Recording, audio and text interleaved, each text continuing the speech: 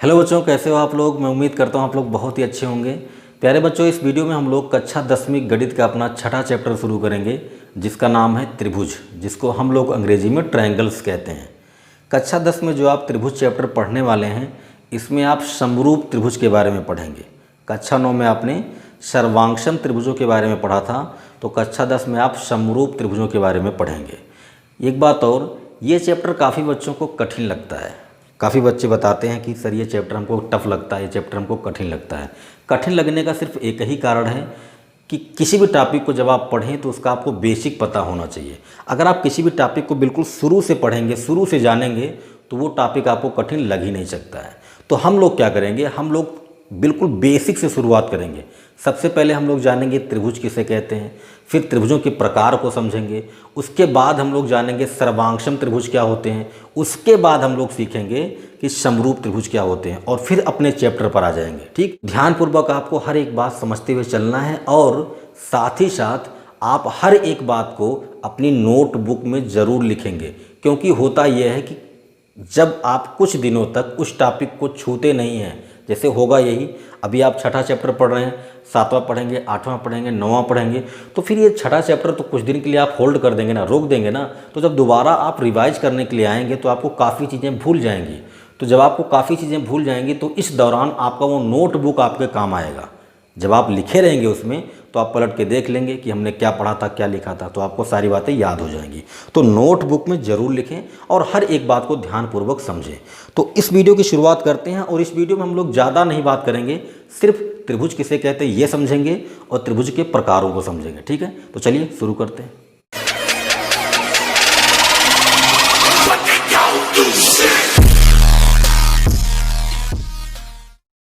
तो आइए बच्चों, सबसे पहले हम लोग समझेंगे कि त्रिभुज किसे कहते हैं। वैसे आप जानते हैं त्रिभुज किसे कहते हैं, आप बोलते भी हैं, जिसमें 3 भुजाएं हों उसको हम लोग त्रिभुज बोलते हैं।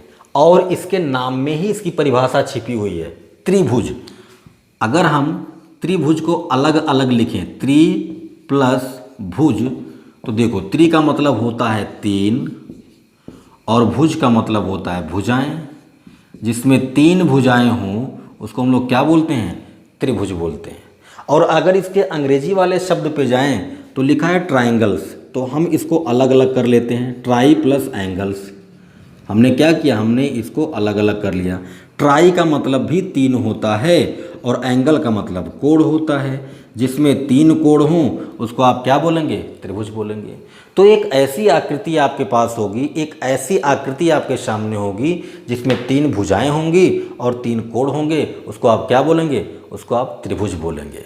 और आप परिभाषा जानते हैं, आप क्या बोलते हैं कि 3 भुजाओं से घिरी हुई आकृति को हम लोग क्या बोलते हैं, त्रिभुज बोलते हैं। तो चलो बनाते हैं त्रिभुज। तो जैसे देखो, एक भुजा हो गई AB, एक भुजा हो गई AC, और एक भुजा हो गई BC। इसमें देखो, एक भुजा, 2 भुजा, 3 भुजा, है ना। तो इस वाली आकृति में कितनी भुजाएं हैं, 3 भुजाएं हैं, इसलिए क्या है, इसलिए एक त्रिभुज है। ठीक है, अच्छा, जितनी भुजाएं होंगी उतने कोण होंगे। किसी भी आकृति की बात करें, अगर उसमें 3 भुजाएं हैं तो 3 कोण होंगी, 4 भुजाएं हैं तो 4 कोण होंगी, 5 भुजाएं हैं तो 5 कोण होंगी। जितनी भुजाएं होंगी उतने कोण होंगे। ठीक है, तो देखो, एक कोण ये हो गया, एक कोण ये हो गया, एक कोण ये हो गया। ठीक, तो त्रिभुज में कितनी भुजाएं होती हैं, 3 भुजाएं होती हैं। तो हमने कह दिया कि एक भुजा क्या है, AB है, एक भुजा BC है, एक भुजा AC है। कितने कोण होते हैं, 3 कोण होते हैं। एक कोण हो गया A, एक कोण हो गया B, एक कोण हो गया C। ठीक, तो एक ऐसी आकृति जिसमें 3 भुजाएं हों, 3 कोण हों, उसको हम क्या बोलते हैं, उसको हम त्रिभुज बोलते हैं। ठीक, त्रिभुज होता क्या है, त्रिभुज एक बहुभुज होता है। त्रिभुज एक बहुभुज होता है। अब आप बोलेंगे बहुभुज क्या है, तो बहुभुज एक ऐसी आकृति होती है जिसमें 2 से अधिक भुजाएं होती हैं, जिसमें 2 से अधिक भुजाएं होती हैं। बहुभुज को हम लोग अंग्रेजी में पॉलीगन कहते हैं। जिस भी आकृति में 2 से अधिक भुजाएं होंगी उसको आप क्या बोलेंगे, उसको आप बहुभुज बोलेंगे। जैसे इसमें देखो, इसमें 3 भुजाएं हैं तो ये एक बहुभुज है। आयत की बात करें तो आयत में 4 भुजाएं होती हैं। वर्ग की बात करें तो वर्ग में भी 4 भुजाएं होती हैं, तो वो सब क्या हैं, एक बहुभुज है। तो ऐसी कोई भी आकृति जिसमें 2 से अधिक भुजाएं हों उसको आप क्या बोलेंगे, उसको आप बहुभुज बोलेंगे। तो त्रिभुज क्या होता है, त्रिभुज एक बहुभुज होता है। त्रिभुज के अंदर के जो तीनों कोण होते हैं उनका जोड़ 180 अंश होता है। यानी इस कोण को जोड़ेंगे तो कितना आना चाहिए, 180 अंश आना चाहिए। ठीक है, तो ये हो गई त्रिभुज के बारे में कुछ बातें। जिसमें 3 भुजाएं हों, 3 कोण हों, उसको आप त्रिभुज बोलते हैं। त्रिभुज एक बहुभुज होता है। एक बात और, त्रिभुज के अंदर के तीनों कोणों का जोड़ 180 अंश होता है। तो ये बातें अब हम लोग लिख लेते हैं। मैंने कहा कि 3 भुजाओं से घिरी हुई आकृति को त्रिभुज कहते हैं, और आप यहाँ पर देख भी रहे हैं कि त्रिभुज ABC है। यहाँ पर AB एक भुजा हो गई, BC एक भुजा हो गई और AC एक भुजा हो गई। ठीक, तो तीनों भुजाओं से बंद आकृति क्या कहलाएगी, त्रिभुज कहलाएगी। फिर यहाँ पर मैंने लिखा कि यह एक बहुभुज होता है। यह एक बहुभुज होता है, क्यों? क्योंकि इसमें 3 भुजाएं होती हैं। और अभी मैंने आपको बताया कि ऐसी कोई भी आकृति अगर आपके सामने है, उसमें 2 से अधिक भुजाएं हों, तो उसको आप क्या बोलेंगे, उसको आप बहुभुज बोलेंगे। फिर मैंने लिखा कि इसके अंदर के कोणों का योग 180 अंश होता है। मतलब अंतः कोणों का योग 180 अंश होता है। मतलब ये वाला कोण प्लस ये वाला कोण प्लस ये वाला कोण, ये तीनों मिला के कितने होंगे, 180 अंश होंगे। और फिर मैंने लिखा कि AB, BC और CA इस त्रिभुज की क्या हैं, भुजाएं हैं। मतलब AB, BC और CA ये तीनों क्या हैं, इस त्रिभुज की भुजाएं हैं। और ABC क्या हैं, इस त्रिभुज के कोण हैं। ठीक, तो ऐसी कोई भी बंद आकृति जिसमें 3 भुजाएं हों, 3 कोण हों, उसको आप क्या बोलेंगे, उसको आप त्रिभुज बोलेंगे। तो ये बातें आप जानते थे, ऐसा कुछ नहीं है कि जिसमें आप जाने ना। फिर भी आप इसे अपने नोटबुक में लिख लीजिए। प्यारे बच्चों, अब हम लोग बात करेंगे त्रिभुजों के प्रकार के बारे में। त्रिभुजों के प्रकार की बात करें तो त्रिभुज मुख्यतः 6 प्रकार के होते हैं। पहला हो गया समबाहु त्रिभुज, दूसरा हो गया समद्विबाहु त्रिभुज, तीसरा हो गया विषम बाहु त्रिभुज, चौथा हो गया समकोण त्रिभुज, पांचवा हो गया न्यून कोण त्रिभुज और छठवां हो जाएगा अधिक कोण त्रिभुज। ठीक, तो त्रिभुज मुख्यतः 6 प्रकार के होते हैं। आइए हम लोग एक एक को बारी बारी से समझते हैं। ठीक है, तो मैंने कहा कि त्रिभुज मुख्यतः 6 प्रकार के होते हैं। सबसे पहले हम लोग बात करेंगे समबाहु त्रिभुज के बारे में। समबाहु त्रिभुज को हम लोग अंग्रेजी में इक्विलैटरल ट्रायंगल बोलते हैं। नाम से स्पष्ट है कि जिसकी तीनों भुजाएं समान हों, जिसकी तीनों भुजाएं बराबर हों, उसको आप क्या बोलेंगे, समबाहु त्रिभुज बोलेंगे। भाई त्रिभुज है तो इसमें 3 भुजाएं होंगी, और अगर तीनों भुजाएं बराबर हैं तो उसको आप क्या बोलेंगे, समबाहु त्रिभुज बोलेंगे। जैसे आप त्रिभुज ABC को देखिए, ये वाली भुजा कितनी है, A, ये वाली भुजा भी कितनी है, A, और ये वाली भुजा भी कितनी है, A। तीनों भुजाओं की लंबाइयाँ समान हैं, मतलब ये भी A है, ये भी A है, ये भी A है। तो ये कैसा त्रिभुज हो गया, समबाहु त्रिभुज हो गया। और एक बात इसके साथ होती है कि समबाहु त्रिभुज के सभी जो कोण होते हैं ना, वो भी बराबर होते हैं। भाई अगर तीनों भुजाएं बराबर हैं तो उनके कोण भी बराबर होंगे। अगर 2 भुजाएं बराबर हैं तो उनके सामने के दोनों कोण भी बराबर होते हैं। तो अगर ये तीनों भुजाएं आपस में बराबर हैं तो तीनों कोण भी बराबर होंगे। तो तीनों कोण बराबर अगर हैं तो कितने अंश के हो सकते हैं, भाई तीनों का जोड़ कितना आना चाहिए, 180 अंश आना चाहिए। तो तीनों बराबर होंगे तो तीनों 60-60 के हो गए, तभी तो इन तीनों का जोड़ आएगा 180 अंश। तो इसीलिए समबाहु त्रिभुज के जो तीनों कोण होते हैं अंदर वाले, वो कितने अंश के होते हैं, 60 अंश के होते हैं। क्यों? क्योंकि ये तीनों आपस में बराबर होने चाहिए और इन तीनों का जोड़ 180 अंश आना चाहिए। ठीक है, तो ये हो गया समबाहु त्रिभुज। दूसरे नंबर पे आता है आपका समद्विबाहु त्रिभुज।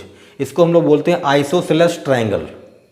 नाम से स्पष्ट है, जिसकी 2 भुजाएं समान हो उसको आप क्या बोलेंगे, उसको आप समद्विबाहु त्रिभुज बोलेंगे। जिसकी 2 भुजाएं समान हो उससे हम लोग समद्विबाहु त्रिभुज कहते हैं।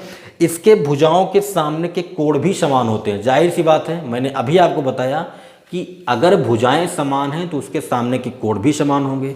आप इस त्रिभुज को देखिए, त्रिभुज ABC है, इसमें 2 भुजाएं समान हैं, AB और AC।